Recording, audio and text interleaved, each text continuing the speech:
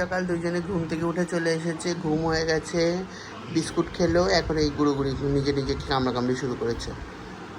আজকে অনেক সকালে উঠে গেছে এরা দুজনে, এই যে বসে আছে। তুলো ও বাবা, তুলো এখন আই তুলছে, তুলো এখন ঘুম কমপ্লিট হয়নি। এদিকে সুকির ঘুম হয়ে গেছে, সুকি আবার বিস্কুট খেয়েছে বলে মুখ টুক চাটছে, তুলোর আবার হয়নি। আর এই যে এই যে তুলো, সবাই বলে তুলো কই, এই যে তুলোকে ইঞ্জেকশন দেওয়া হচ্ছে, দেখুন ইঞ্জেকশন দিচ্ছে।